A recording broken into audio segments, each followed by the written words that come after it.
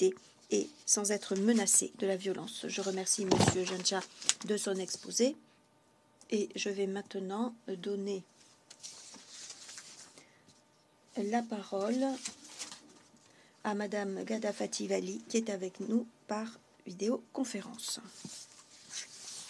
Je vous remercie, Monsieur le Président. Excellences, Mesdames et Messieurs, je vous remercie de me donner l'occasion de vous informer sur la situation en Haïti, conformément à la résolution 2692 du Conseil de sécurité des Nations Unies et au paragraphe 19 de la résolution 2743.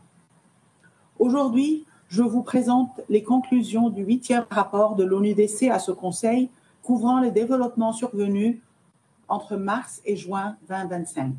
Ce rapport montre que le contexte sécuritaire et criminel en Haïti devient de plus en plus complexe.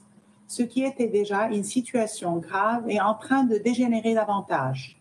Les gangs armés étendent leurs emprises, adaptent leurs tactiques et démantèlent ce qui reste de l'état de droit.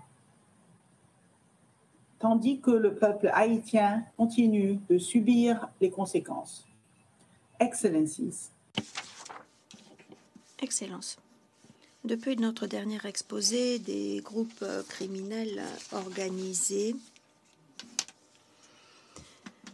ont obtenu le contrôle pratiquement total de la capitale. 90% environ de Port-au-Prince est sous leur emprise, selon nos estimations. Ils continuent également à asseoir leur présence le long des routes stratégiques et dans les régions frontalières. En mars, des gangs affiliés à la coalition Vive Ansam ont lancé des attaques coordonnées contre plusieurs infrastructures dans la ville de Mirebalais, y compris dans un établissement pénitentiaire, ce qui a entraîné la fuite de 529 détenus à haut risque, dont beaucoup avaient été arrêtés pour possession d'armes à feu, de drogue, et pour traite d'êtres humains. Cette attaque audacieuse a bien montré la capacité, la volonté accrue des gangs à contester l'autorité de l'État. L'OIM a indiqué que la suite de cette attaque a également aggravé la crise humanitaire à Haïti. Plus de 51 000 résidents, parmi lesquels plus de 27 000 enfants, ont été obligés de s'enfuir dans des villes voisines telles que Belader, Inch et Las Caobas. Dans le même temps, les infrastructures publiques vitales sont mises à mal. En mai, le barrage hydroélectrique de Péligre, qui fournit près de 30% de l'électricité d'Haïti, a été fermé par des résidents locaux qui ont bloqué l'accès au barrage pour protester contre la dégradation de la sécurité, ce qui a entraîné des coupures d'électricité généralisées. Au-delà de Mirebalais et de Port-au-Prince, la violence escalade dans tout le pays. Dans le sud d'Haïti, qui jusqu'à présent était isolé de la violence, nous avons une augmentation notable des incidents liés aux gangs. Dans l'Est, les groupes criminels exploitent les routes, y compris les passages clés comme Belader et Malpasse, où des attaques contre la police et les douaniers ont été signalées. Mesdames et messieurs, membres du Conseil, alors que l'emprise des gangs s'étend, les capacités de l'État à gouverner s'amenuisent rapidement. Les conséquences socio-économiques et sécuritaires sont notables. Dans le vide laissé par l'absence ou par la limitation des services publics, les groupes criminels deviennent de plus en plus présents. Ils mettent en place des structures de gouvernance parallèles et fournissent des services publics rudimentaires. L'érosion de la légitimité de l'État a des effets dominos. Les gangs ont désormais l'emprise sur les principaux axes routiers et donc le commerce légal est ainsi paralysé. La circulation de conteneurs, par exemple, au terminal de Port-au-Prince a chuté considérablement, étouffant ainsi les chaînes d'approvisionnement et paralysant l'économie. Le prix des denrées de base est monté en flèche. En conséquence, par exemple, le prix du riz, qui est la denrée de base à Haïti, a augmenté de plus de 30% depuis 2022. Et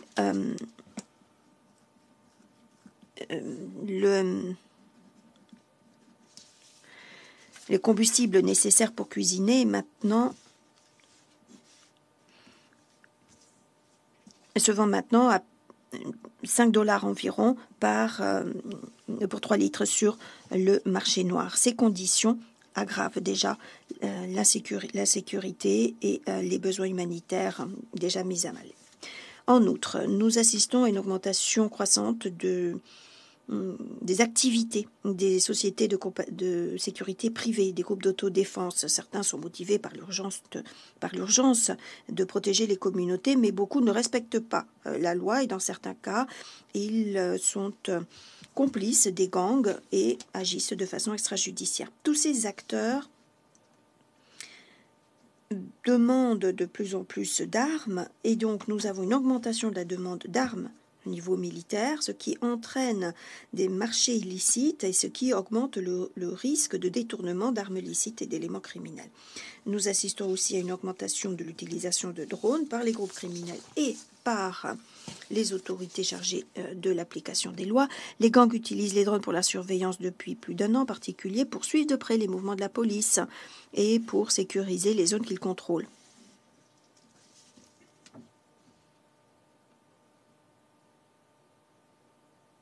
L'utilisation de la technologie des drones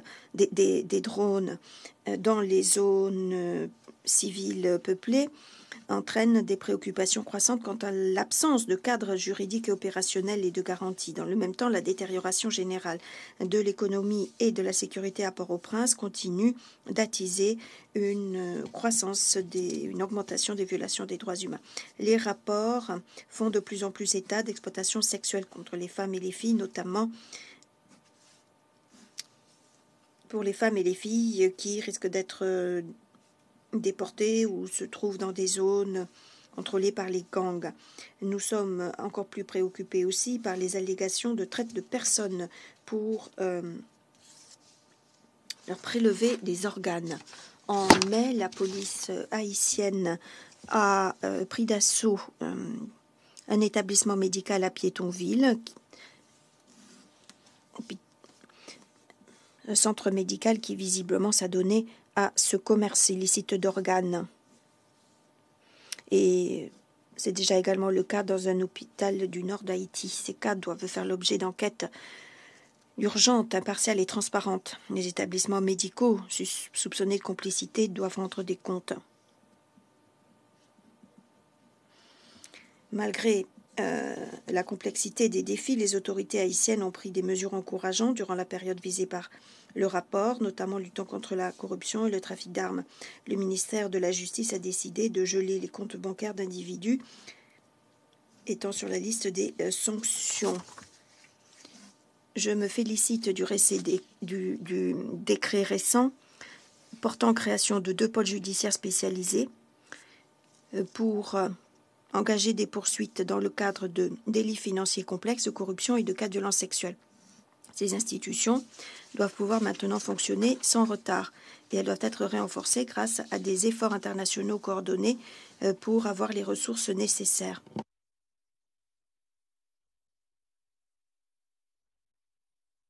Les enquêtes récentes de l'unité anticorruption donnent également des résultats mettant à jour les sévices systématiques et les abus systématiques dans les différentes institutions publiques, y compris la fraude contractuelle, les détournements de fonds, les délivrances, les passeports illicites, etc. La situation reste désespérée, mais certaines mesures sont nécessaires et prometteuses.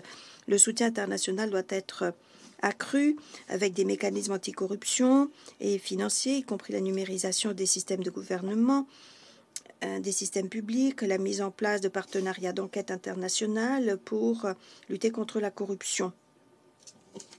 L'assistance internationale doit être mobilisée pour mettre en place des cadres réglementaires solides et accroître le contrôle des compagnies de sécurité privées.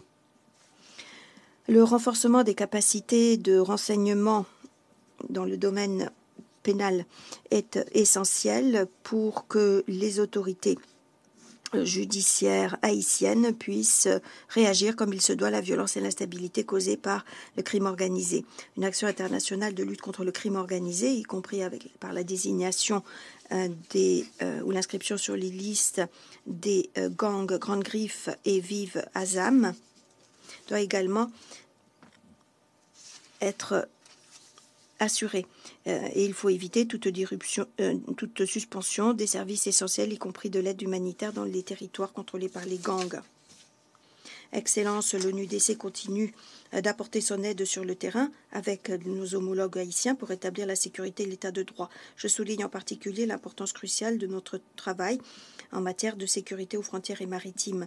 Nous apportons une assistance technique, du matériel tactique, formation spécialisée aux gardes-côtes en renforçant leur capacité pour lutter contre le trafic de drogue en mer. Notre stratégie de sécurité des frontières est de renforcer les capacités opérationnelles institutionnelles dans les ports, les aéroports et les frontières. Ceci inclut certaines interdictions, le renforcement des capacités d'enquête, etc. Le travail de l'ONUDC pour appuyer le système judiciaire, pour qu'il réorganise les structures anticorruption dans le pays, est vital et pour rétablir la stabilité du pays. C'est un objectif prioritaire pour le modèle actuel de gouvernance de transition. La coopération régionale reste également cruciale, en particulier compte tenu de l'utilisation de multiples points d'entrée terrestres et maritimes pour la contrebande des armes, de munitions et des biens illicites en Haïti. Je salue les efforts des pays voisins à cet égard. Par exemple, des mesures récentes de la République dominicaine ont entraîné la saisie de 2 grandes cargaisons d'armes illicites au port de Henna. Dans les îles de Turques et Caïques, les autorités ont arrêté des individus s'adonnant des opérations de trafic transnationales. Ces opérations soulignent l'importance de l'action régionale pour lutter contre la criminalité organisée et pour désorganiser les flux logistiques et financiers qui attisent la violence en Haïti. De la représentante spéciale du secrétaire général Maria Isabel Salvador. Je souhaite exprimer ma sincère reconnaissance pour sa direction exemplaire et son engagement au service du peuple haïtien et des Nations Unies. L'ONUDC s'engage à continuer à travailler avec le BINU, les institutions haïtiennes et nos partenaires internationaux pour restaurer la stabilité, renforcer les systèmes de justice pénale et faire respecter l'état de droit en Haïti. Je vous remercie de votre attention. Je remercie Madame Ouali pour son exposé. Je vais maintenant donner la parole aux membres du Conseil qui souhaitent prononcer des